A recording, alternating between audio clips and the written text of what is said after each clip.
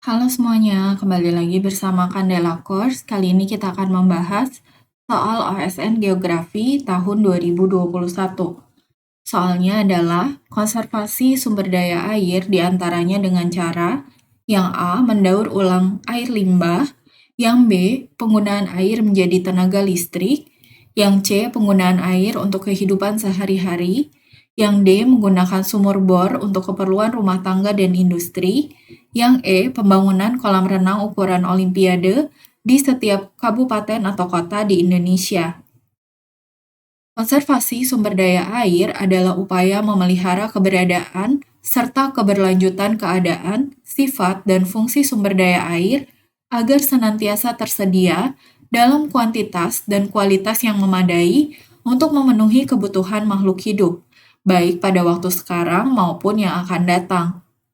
Konservasi sumber daya air adalah sebagai salah satu upaya pengelolaan sumber daya air dimaksudkan untuk menjaga dan mempertahankan kelangsungan dan keberadaan sumber daya air, termasuk daya dukung, daya tampung, dan fungsinya.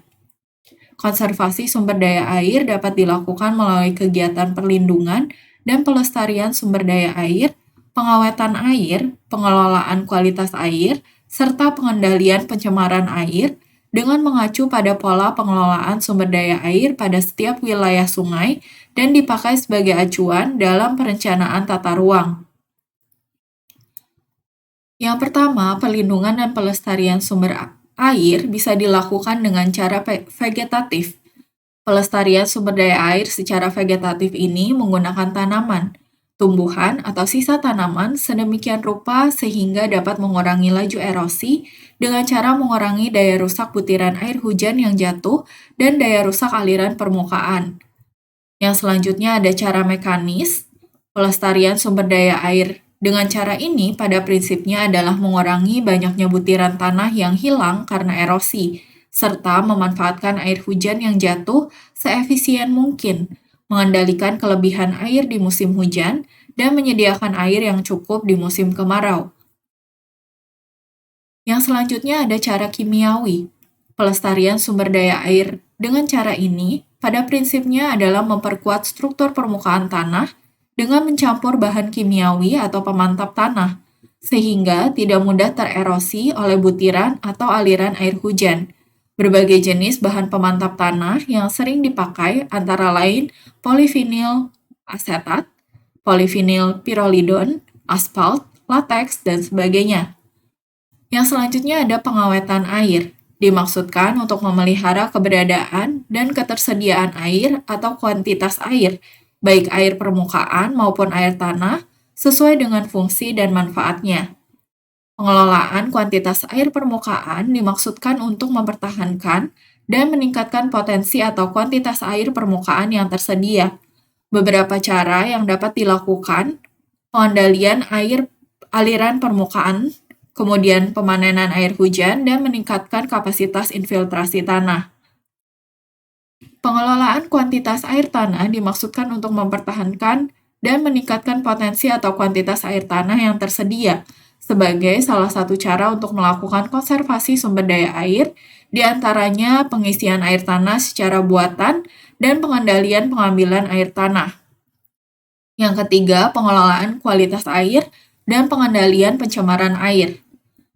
Untuk pengelolaan kualitas air, dimaksudkan untuk mempertahankan dan memulihkan kualitas air yang masuk dan yang berada pada sumber air dengan cara memperbaiki kualitas air pada sumber air dan prasarana sumber air. Kualitas air menyatakan tingkat kesesuaian air terhadap penggunaan tertentu dalam memenuhi kebutuhan manusia dan lingkungannya. Dalam kegiatan pengelolaan kualitas air ini, yang perlu diperhatikan adalah mengenai tata cara pengelolaan kualitas air irigasi dan pengelolaan kualitas air rumah tangga. Kualitas air dapat dibedakan atas sifat dan karakteristiknya, yaitu sifat fisik. Parameter yang harus diperhatikan terhadap sifat fisik air yang baik adalah kandungan sedimen, kekeruhan, warna, bau, rasa, dan temperatur. Sifat kimia, di antaranya ada kadar pH, alkalinitas, dan kesadahan. Untuk sifat biologinya, air permukaan umumnya mengandung berbagai macam organisme hidup, sedangkan air tanah relatif lebih bersih karena adanya proses penyaringan oleh aquifer. Jenis organisme yang perlu diperhatikan meliputi makroskopik, mikroskopik, dan bakteri. Pengendalian pencemaran air dimaksudkan untuk mempertahankan dan memulihkan kualitas air yang masuk dan yang berada pada sumber air dengan cara mencegah masuknya pencemaran air pada sumber air dan prasarana sumber air.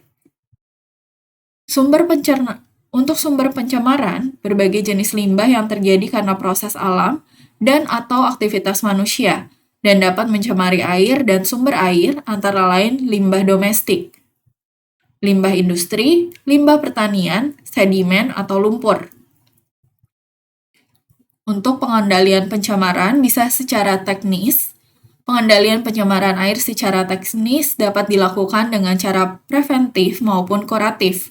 Tindakan preventif ditujukan untuk menjaga rejim sungai di mana limbah buangan yang masuk ke dalamnya sudah dalam kondisi yang baik. Beberapa tindakan preventif yang dapat dilakukan untuk mengendalikan pencemaran air diantaranya adalah pengolahan air limbah, baik limbah domestik maupun limbah industri, pemilihan lokasi industri, jenis-jenis industri yang membuang air limbah dalam jumlah yang besar seperti industri baja, kertas, dan sebagainya, penggunaan kembali, pengolahan air limbah khususnya untuk industri lebih baik dilakukan di lokasi industri itu sendiri.